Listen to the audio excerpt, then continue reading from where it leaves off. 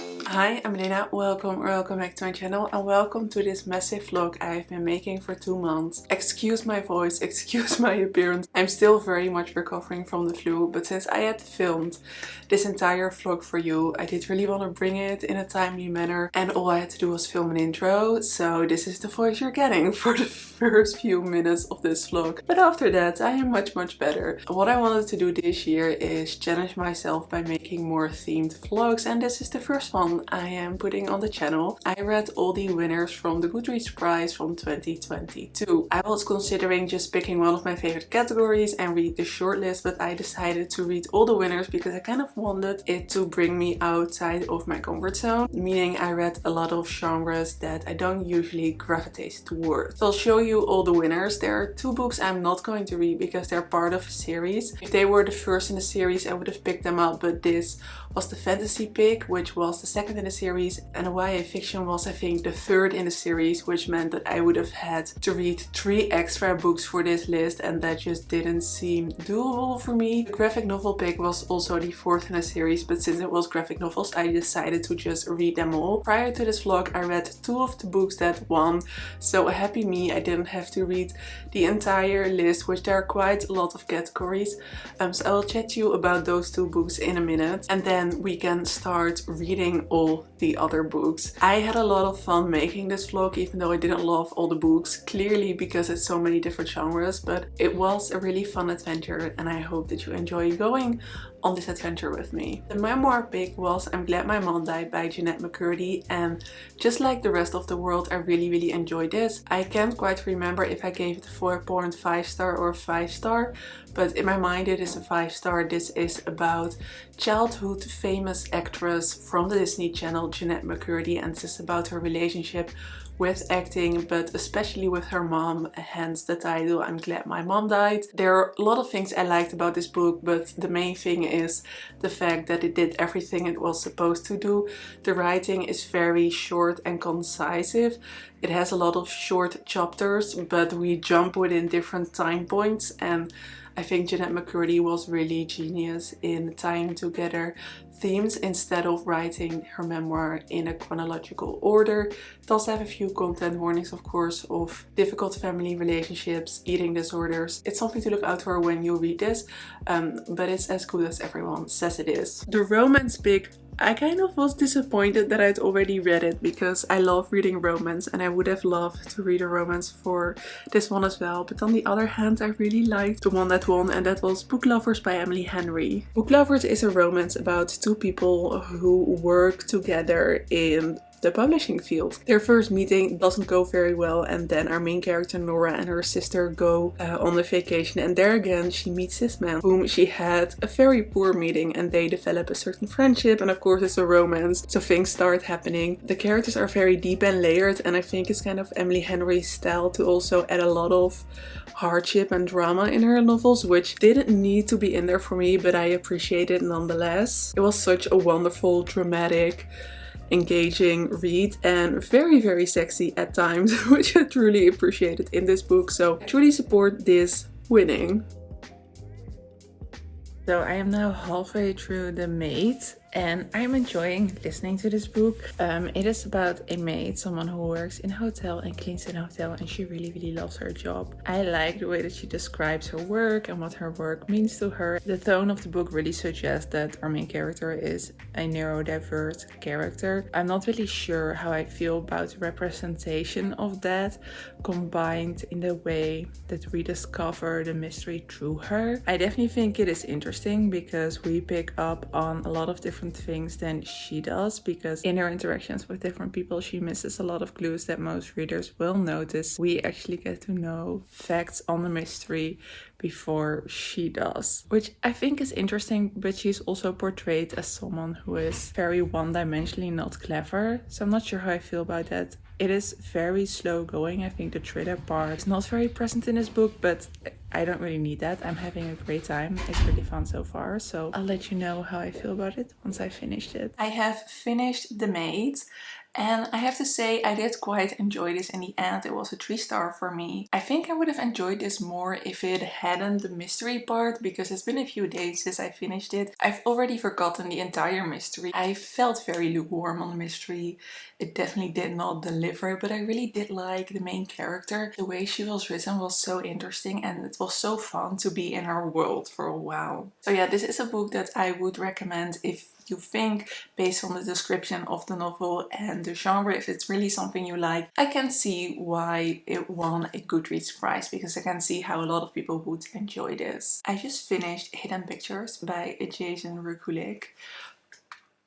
I gave it 2 stars. Let's talk about it. We start out with Mallory, who's 23 years old and she has been sober for about a year. She got addicted to prescription drugs in college and now she is still in her recovery, and she gets a job as a babysitter for a wealthy family in Springbrooks, which apparently is this super safe neighborhood where nothing ever happens. This is the horror pick, so of course something is going to happen. This book is a paranormal thriller horror book with a little bit of mystery in there as well. I like the main character, I like the way she was written, I like the way I like that she was given some depth, that she was given a background story. We get a few flashbacks as well of her background story, which I really enjoyed. I enjoyed her interactions with the people around her. I think generally this book could have been a high 3-star for me, but it needed a good editor, which feels like such a mean thing to say, but I really have a few comments on this book that I think an editor or a good editor would have picked up on, and the book would have been so much better. First, I think the paranormal part, which I don't mind. I think it's quite fun to read about. It had a lot of plot holes. It didn't make a lot of sense. It wasn't very believable. If you're going to write anything paranormal,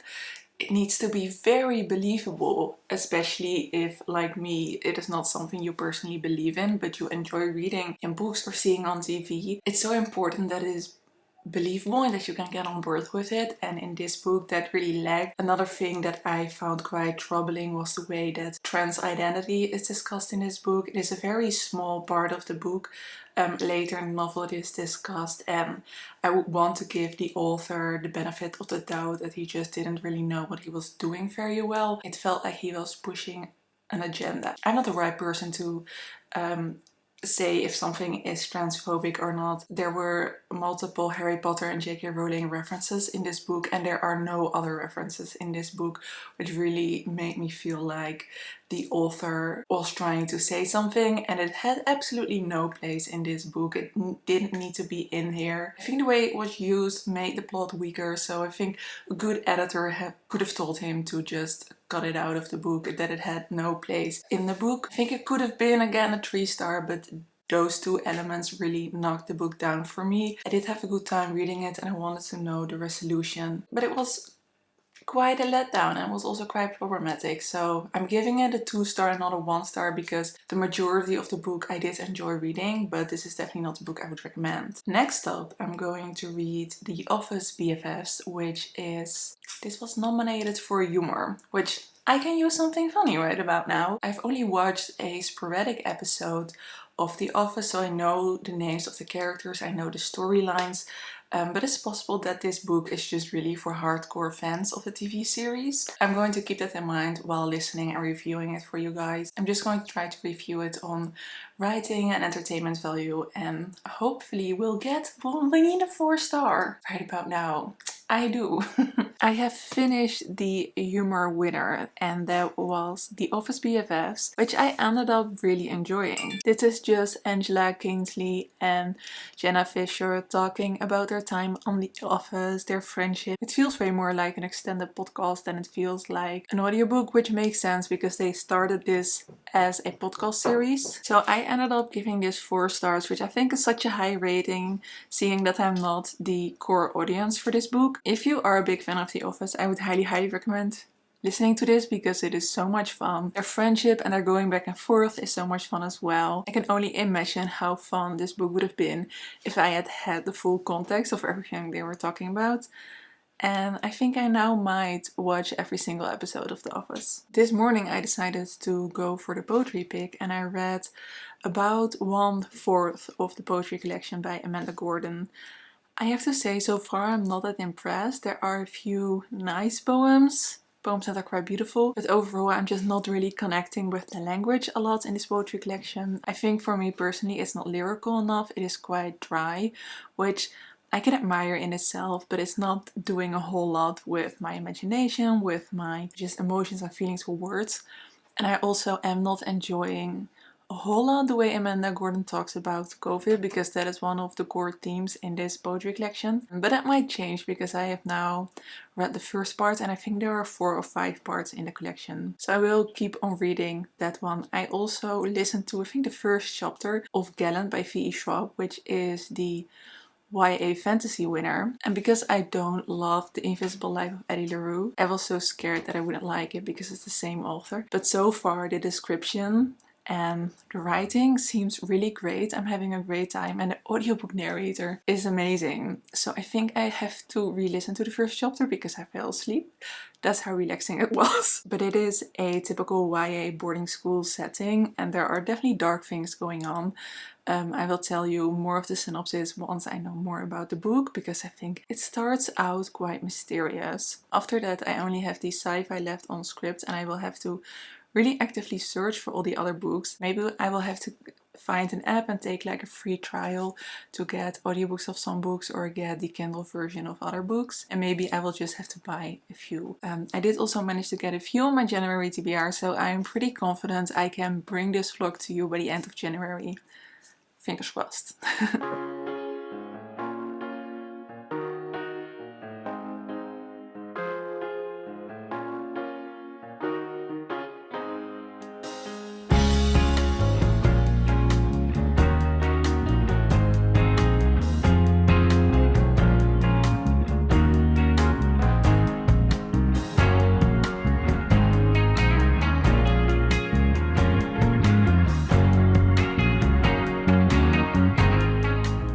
It is the last day of the year and I have 3 reading updates for you because I have finished 3 categories. First, can I say finished when I somehow kind of DNF'd the book? I want to start with the poetry. I think I talked to you about this already, about how I wasn't really feeling it. I was only 1/4 of the way through. So when I reached halfway through the collection, it didn't improve at all. This collection is not just poetry, but when you reach the halfway point you also get some historical documents, a combination of the author explaining context of the poetry plus the poetry, but that felt incredibly chaotic to me and it was just not a pleasurable reading experience. This poetry collection was just not for me, and while I like the more traditional pieces of poetry, kind of, I really didn't like when Amanda Gordon started to become more experimental, and usually I really loved that. I could see in the references that she would reference authors like Virginia Woolf and Carson, and I saw some hints from Maggie Nelson as well, and those are all authors I really loved. I just don't really think Amanda Gorman really has her finger on the technique quite yet, or just not in a way that I could translate into something that I would enjoy. I read the last poem, which was of course the poem from the title, and it felt unreadable to me, which feels so hard to say, but this collection just really wasn't for me and I expected to really like it, so it's a bit of a surprise and all the good ones. I skimmed through most of the second half and I think it's just better for me to DNF it at this point or to just not finish the whole thing. Yeah, unfortunately. I also read the middle grade pick. This is called I Am Quiet and this is a picture book about a boy who is quiet and who describes the way that he experiences that. I really like the theme. The illustrations were cute. I think it's great to have such an honest illustration book for kids, but I'm definitely not the right audience to review a book like this because I don't read picture books at all. Well, I do like reading middle grade and a few of my favorite middle grades of the year were on this list, so this picture book would not have been my pick of the list for it being a winner. Maybe children really love this book, so I'm not going to rate it, but I did read it. And then one that was such a pleasant surprise was Heartstopper Volume 4. I decided to just read all of Heartstoppers. This was a graphic novel pick and I fully expected this one to win. I'm sure you know what Heartstopper is about, but it's about these 2 boys, Nick and Charlie, who are in high school, who fall in love. I have watched the Netflix series and truly enjoyed that, so I thought I would just read all the graphic novels. I thought it might be a little bit too YA for me, but I loved it. So emotional, so beautiful. I just enjoyed it so much. And I read all the graphic novels within 24 hours.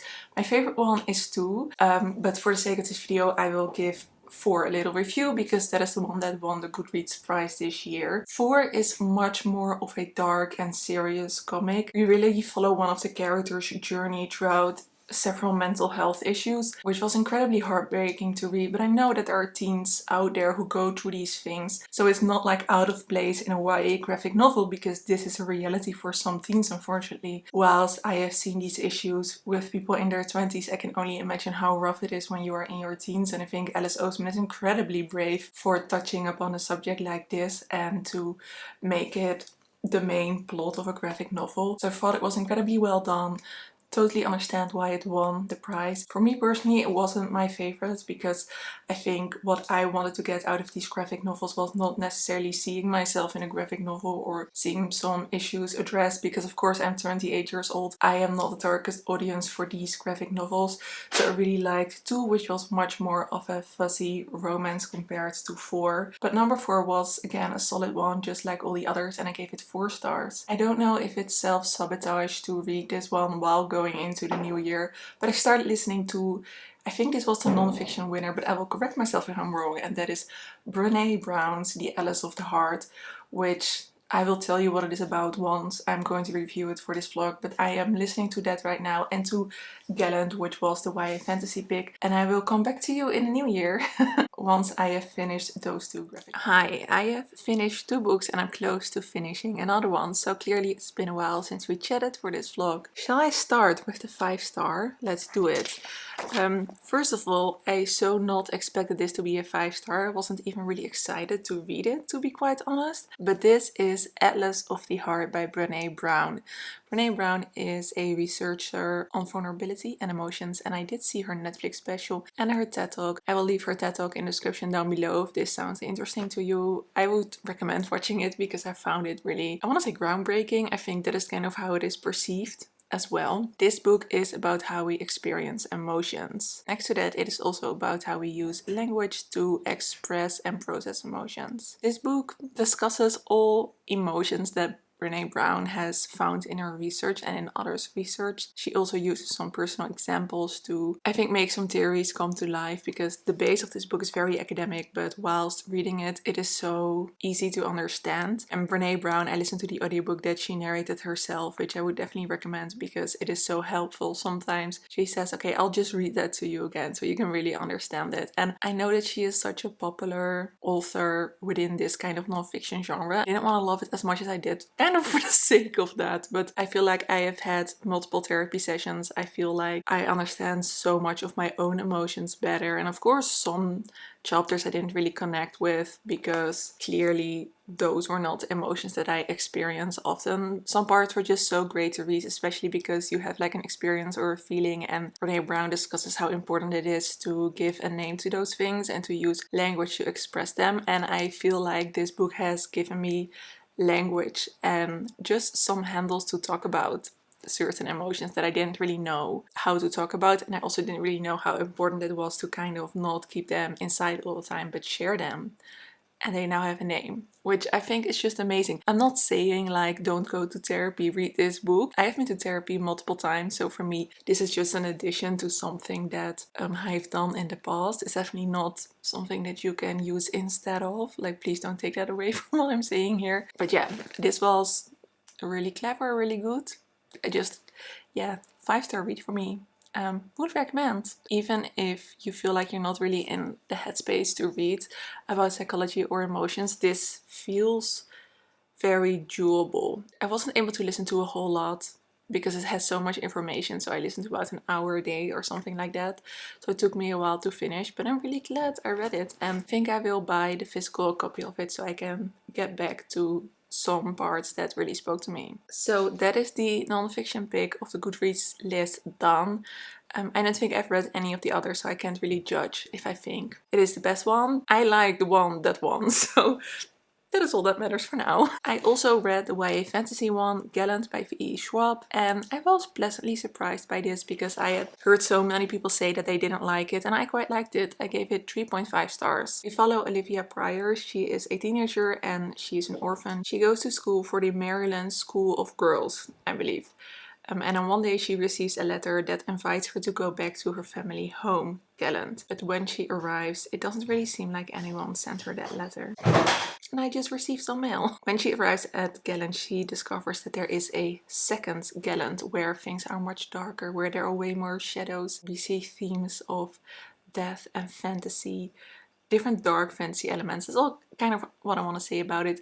I think what this book has against it is that it's quite vague. It's sometimes difficult to really understand what is going on, but I do want to say the audiobook narrator was so good. He was so good that he may have been too good because I was enjoying just listening to his voice so much that I kind of forgot what was happening in the book. But even though it had that vagueness, it somehow worked for me. I found it extremely atmospheric. I think when you talk about gothic fiction, this really has that vibe so strong, and especially in the beginning of the novel, not so much later, but in the beginning of the novel it really reminded me of Shirley Jackson. I think Shirley Jackson is quite vague as well in how she writes and how she writes her gothic. You just feel that eerie gothic atmosphere so well. This was extremely atmospheric, so if that is like a thing for you, definitely recommend this. Plot and characters were fine, but not anything special, so this kind of landed for me on a 3.5 star. Then I've listened to most of Sea of Tranquility. This was the sci-fi winner, and when I started reading this, I was like, where is the sci-fi? I think the sci-fi element is not like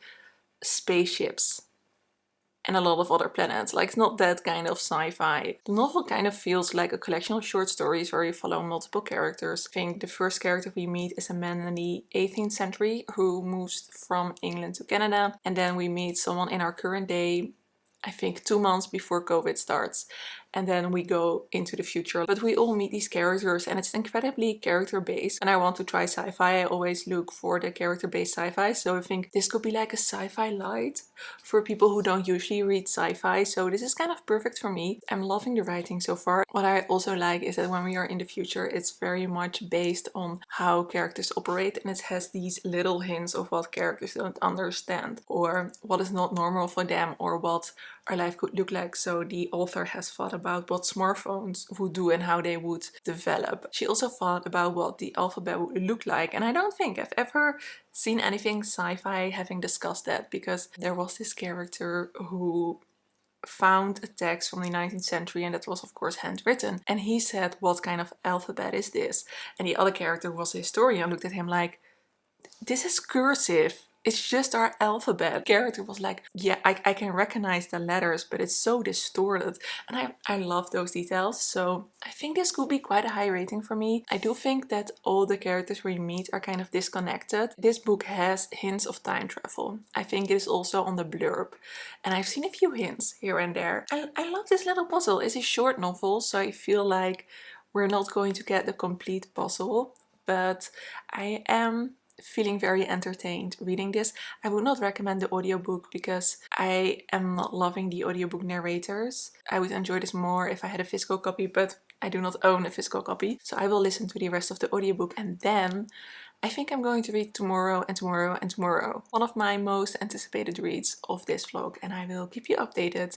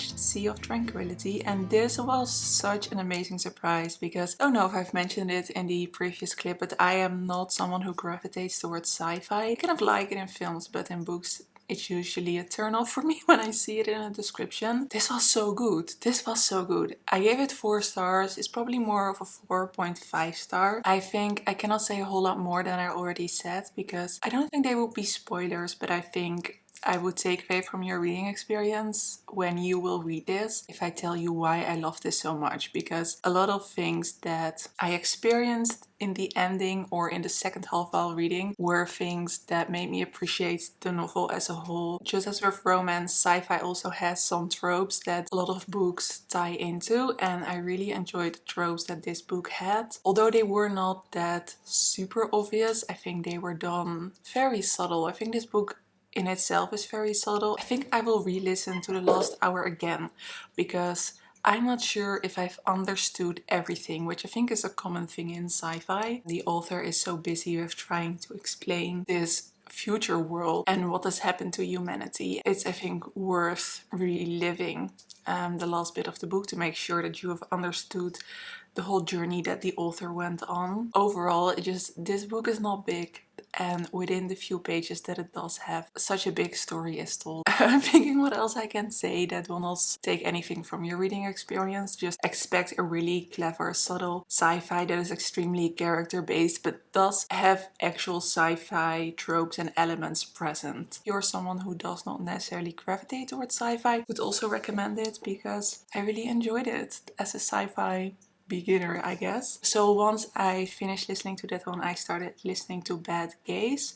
I think I've listened to about 2 hours of that one. It started out with a little history on Oscar Wilde, and especially on his lover, who was not a very good man. This is the history and biography pick, and it's about gay people who are not good people, but that are just gay historical figures as well, so why should we not learn about them as well? That's kind of the premise of the book, but I will tell you my thoughts of course when I finished it, and I am now also halfway through Tomorrow and Tomorrow and Tomorrow. Everyone who was like screaming that it's so good, I think I'm going to agree. The characters are so real. There are a lot of details I think about making games, and although I kind of like the passion that the characters have for games, I am not a gamer myself, so I'm not extremely loving that part of it, but I think the character descriptions are so good, and I think this book revolves around a love story that's not romantic, which is so refreshing, so convincing as well. I'm halfway through that one, so I'm sure I will finish it soon because it's one of those contemporary novels that is really good but also so readable, and you kind of live in the novel also when you're not reading it. I feel like the second half of this vlog is going to be so much more positive because I think I have left the books that are most likely for me to enjoy for last. So the historical fiction, the contemporary fiction, which is something I gravitate towards usually. So after this I have Carrie Soto is Back, which is the historical fiction pick, and I have the debut author Lessons in Chemistry. I think those are the only 2 books that I haven't started yet. So it's going great, honestly. So far I've only had 1 book I actively disliked, which is good. I'm glad.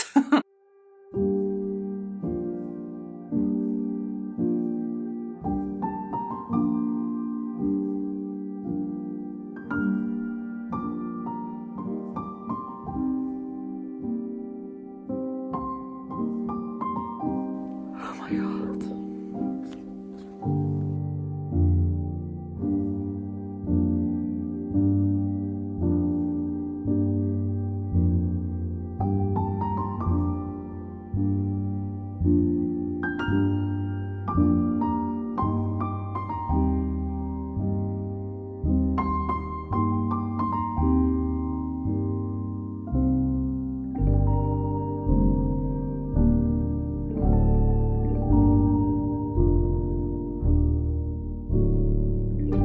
Hi, I have finished a great book. I finished Tomorrow, Tomorrow and Tomorrow. This was a very happy surprise, even though I have heard so much praise of this book. I wasn't sure if I would love it just as much based on the descriptions. When I was in a bookstore, I think 2 weeks ago, I did decide to buy a copy because I thought Boy would really enjoy this book, so I thought I might as well just spend it on a physical copy so he can read it as well. He doesn't really use my Kindle, and I thought that we could both read it because of course I was going to read it for this vlog.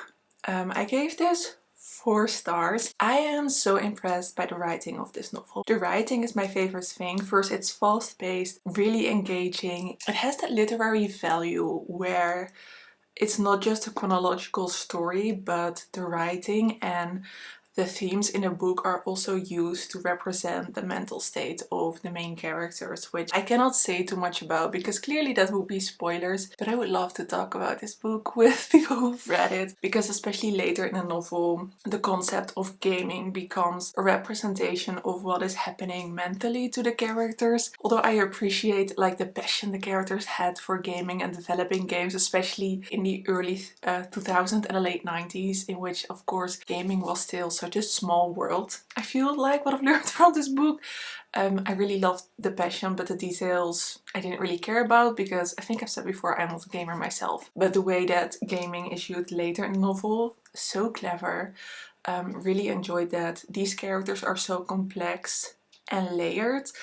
I have such a clear feeling and imagination of what these two main characters are. Their relationship is unique, extremely well written. I think because of the professional setting, but also like the geographical setting. Part I think takes place in New York, part in LA, which are not necessarily places that I feel very drawn to read about. Because of those things, I think it will not be a 5-star because that didn't really engage me as much as maybe other things would, but just the writing, characters were really amazing, and this is the kind of book that I'm going to recommend to people that I know do like those things. So boy, my husband, he is a big gamer. Of course, I think he will really love this. Anyone who is a gamer, anyone I think who is a creative and develops things, especially kind of linked to technology, I would recommend this. Anyone who I know really needs that strong emotional connection with the characters, I will recommend this. Granted that they like contemporary fiction, because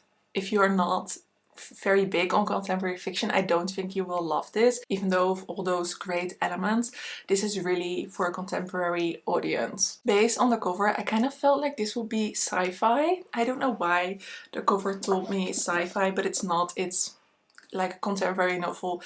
Some parts are set in the 90s, so you could say historical fiction, but I think that's going a little bit far. It's just two people's life growing up and their relationship, their friendship. It's such an adventure, and it's been a while since I was so emotionally connected to the characters. I can get emotional over beautiful writing, over beautiful emotions, descriptions, but I was so invested in what would happen to these characters, and I was devastated at points while reading this book. I think so far of this vlog, this may be my favorite fiction.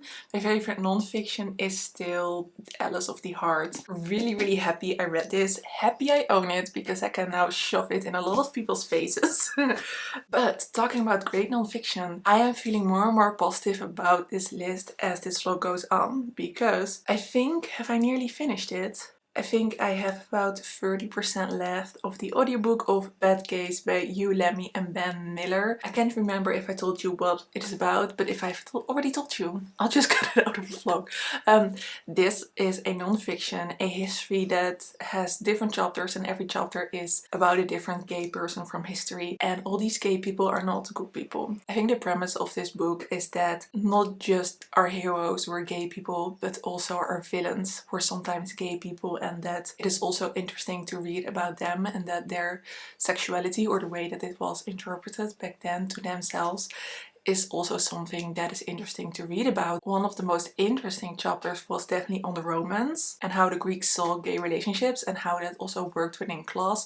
Super interesting. This is one of the most informative non-fictions I have listened to in a while. When I go for history non-fiction, I usually just go for like some domestic fun things, just something that feels very comforting and heartwarming to me. But this book is kind of reminding me that I also just like to learn. I love like biography things, but I don't often have the patience to read an entire biography on one person, so this is kind of perfect. I don't know why, but I was entertained by the chapter on a gay Nazi, and I was disgusted and shocked about a gay CIA agent. You know certain details, especially about being gay and the law in the 20th century, and you know that that is really hard to comprehend well, it's not hard to comprehend, is it? Because it's still happening in certain parts of the world. The way that you personally feel about certain things, it can be hard to imagine that people would accept the existence of certain laws or would make them. The chapter on the CIA agent in the US just nauseated me. I think what I like about this book is that the goal is not necessarily activism, which I think those books exist in their own right, but this book is really to inform and explore, and I am really enjoying that about this book. It's incredibly well written, well researched, very impressed by this book. I just have a few chapters left.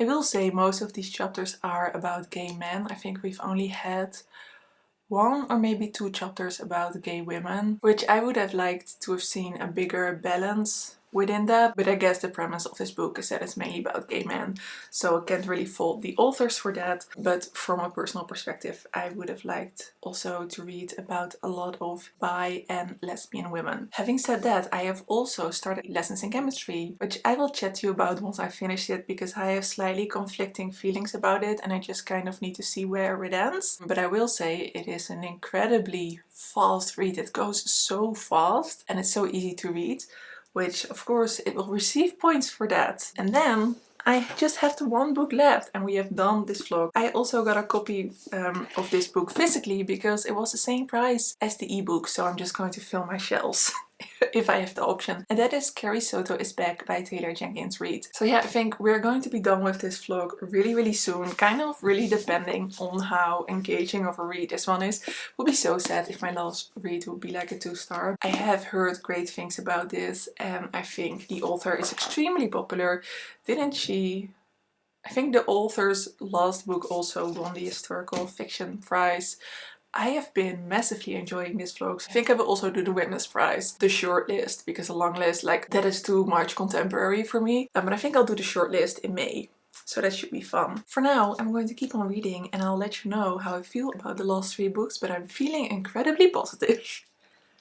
Hi, welcome back. I have finished the books. I have finished Bad Gays, which I gave 4 stars. It is close to a 5-star, honestly it is. This is one of the most informative historical that I've read, and the last chapter was the most difficult for me to read because it was about a Dutch politician that was murdered in I want to say my formative years. When I was a child he was murdered and it was on the news, and it stayed with so many people for such a long time, and there are still so many people who talk about him in a positive way. But of course he is in a book called Bad Gays.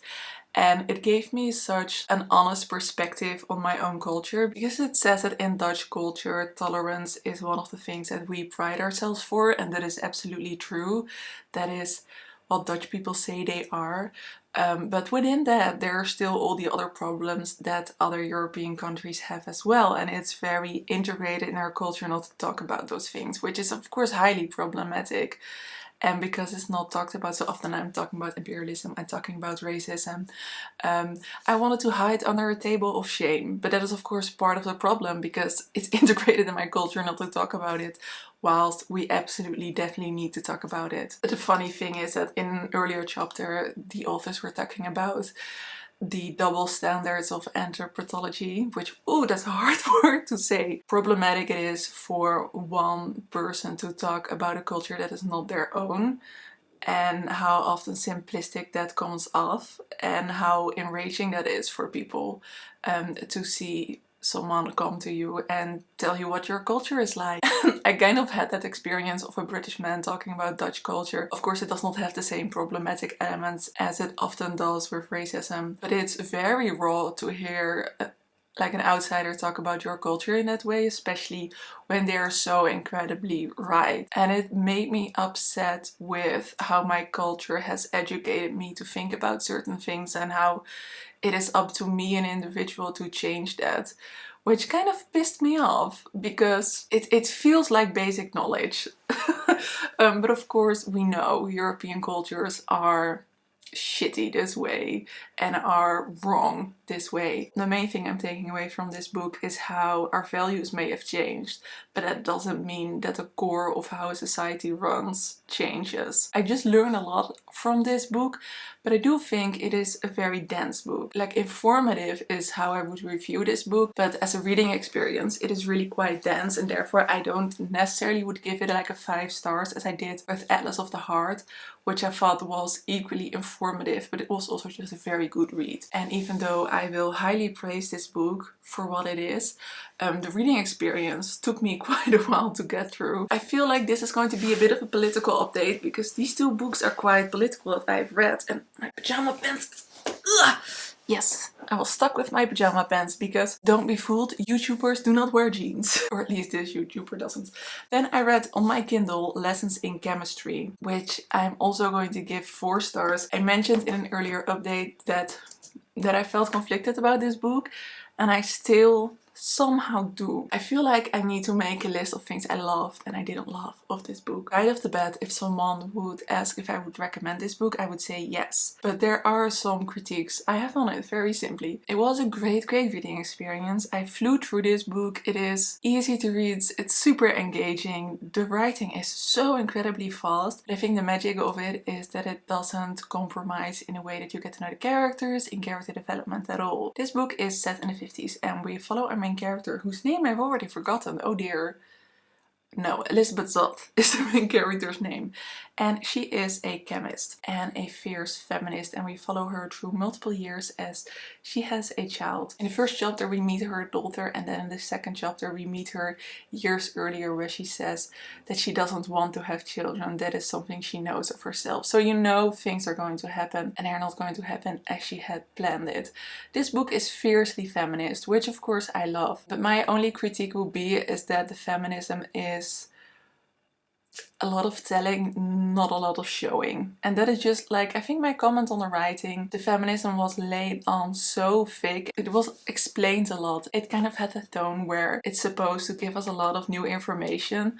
Well, I think like every soul knows that feminism was crap in the 1950s, so I felt like I didn't get a lot of new information. And even though I think we're never done with telling those stories, they cannot be presented anymore as new information because it's simply not. There is a character that I felt like was based on Harvey Weinstein. We all know they existed, so presenting it as this shocking information didn't really work with me, and sometimes I felt like things were just a little bit too convenient. So the writing sometimes relied a little bit too much on the shock factor and a lot of pathos and not that much on a natural development for the character. So that is like my critique on the novel in itself and the reason why it's not a 5-star read. But I did love the writing. I loved Elizabeth Zott as a character and the dog. There is a dog. That's all I'm gonna say. If you read this, just the dog, you guys. Oh, I love the dog so much. I can cry thinking about the dog. If you love cute dogs, read it for the dog. Friendship, love, it's also beautifully described in this book. At some point, our main character, Elizabeth, becomes a TV host, and I adored those bits of it, and I am a little bit salty that her TV show does not actually exist because I want to watch it. Generally, I would recommend reading this. I think a lot of people will really enjoy it, and I think a lot of people have. It won the prize for a reason, and I can see why. If I look at it more critically as a book in itself, I don't think it is the best book ever written. So that is Lessons in Chemistry. I know we are getting a TV show, which I'm really excited for, and Brie Larson is cast as Elizabeth, which I think is perfect casting. I think she is perfect for that role because Elizabeth is a little bit old at times, and I feel like Brie Larson can play that so well. The other casting I'm not so sure about because they have made some choices within age that feels not very feminist. So I hope I'm a little bit wrong about that, but we'll see. Then I have read the first 2 chapters of Carrie Soto is Back. I am not that impressed so far, but I think that is a very me thing, because for the life of me I cannot get interested in sports, and there are a lot of details on tennis so far, and I don't think that's gonna change a whole lot. It's the whole premise of the book, so of course it was to be expected. When I finish this, I have finished the list, so that's going to be exciting. So the next time I talk to you, I think we're gonna wrap up this vlog.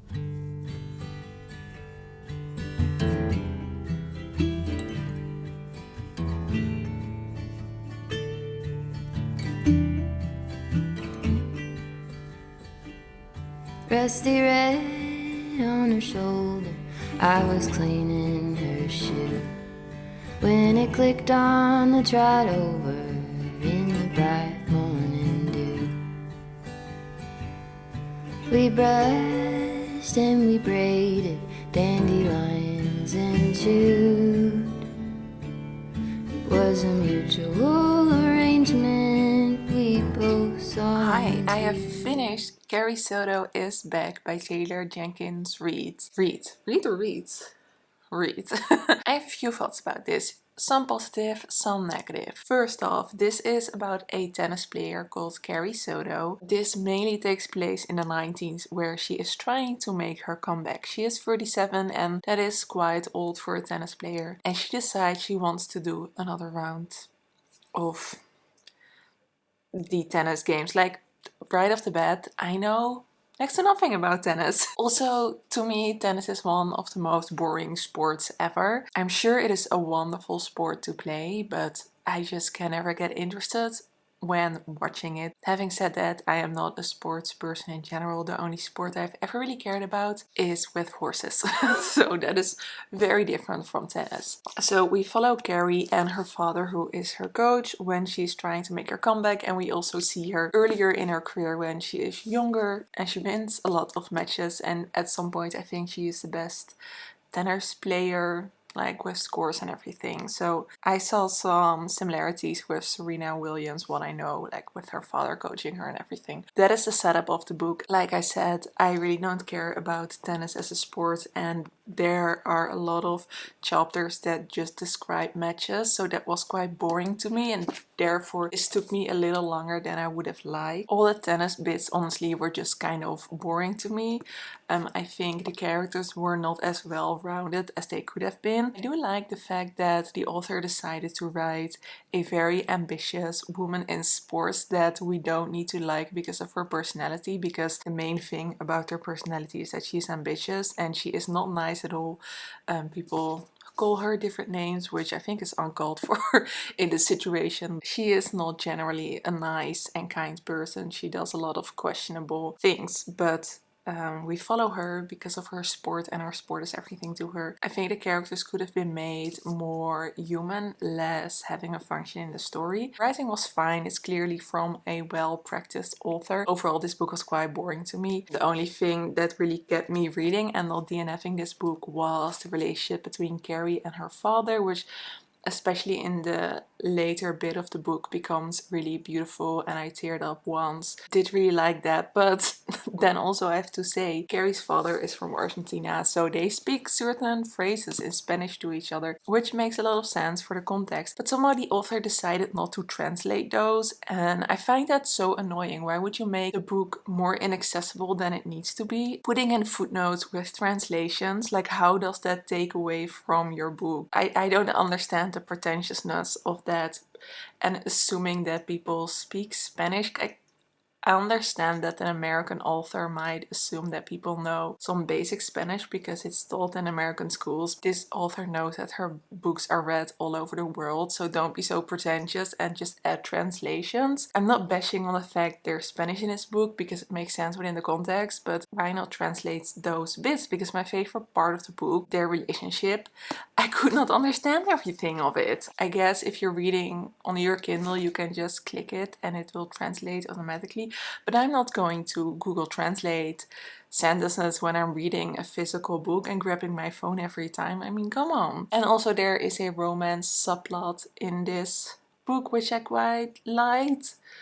It was fine. I'm a sucker for a romance subplot, so I enjoyed that as well. Overall, this was just very vanilla, and I gave it 3 stars. I watched an interview with the author and she said that she played some amateur tennis, but not much. So I'm curious to see how accurate all the tennis is. I'm assuming she did her research, but if it's accurate, then I guess this is a lot of fun if you are a tennis fan. That concludes this vlog, and I thought it would be fun to do a little ranking of which books I enjoyed most. Okay, let's start at the top. I had 2 5 stars during this vlog. My absolute favorite is Atlas of the Heart by Brené Brown. Second to that is Jeanette McCurdy's I'm Glad My Mom Died, which I read previous to this vlog. Then with a 4.5 stars we have Sea of Tranquility. I'm going to recommend that one a lot. Might actually get a physical copy and reread it because I think it's worth it. And then I had quite a lot of 4 stars, so I'm like ranking them in between the rankings, if you know what I mean. My favorite of the 4 stars was Bad Gaze, then Tomorrow, Tomorrow and Tomorrow, then Book Lovers, which I also read prior to this vlog, Heartstopper, volume number 4, Lessons in Chemistry, and then The Office BFFs. Putting it in perspective is maybe more of a 3.5 star, but I'm putting it down as a low 4 star. Then I had 2 3.5 stars. My favorite of those was Gallant, and then we had The Maid, the 3 star that I just discussed, which is Carrie Soto. And then we have my least favorite, which is Hidden Pictures by Jason Rekulak. And then the 2 that I did read but did not give a rating. I did not rate the Poetry Collection because I DNF'd that one. And the middle grade, I just didn't really know what to make of that one. So I also didn't rate it. I think overall this was really a lot of fun. I am slightly done for now with reading popular fiction, because even though they are so fun to read, I do get a little bit bored with the writing, because I think the writing can often be very bland. I think the only writing that I was really impressed with in this list was Sea of Tranquility and Tomorrow, Tomorrow and Tomorrow. But Carrie Soto and Lessons in Chemistry, I enjoyed reading the stories, but I thought that the writing was really boring. I am off to read like a classic or something weird because I'm in the mood for that right now. Thank you so much for watching this vlog. If you enjoyed this and would like to see more things like this, then don't forget to subscribe to my channel. And I hope to see you in another video. Doei!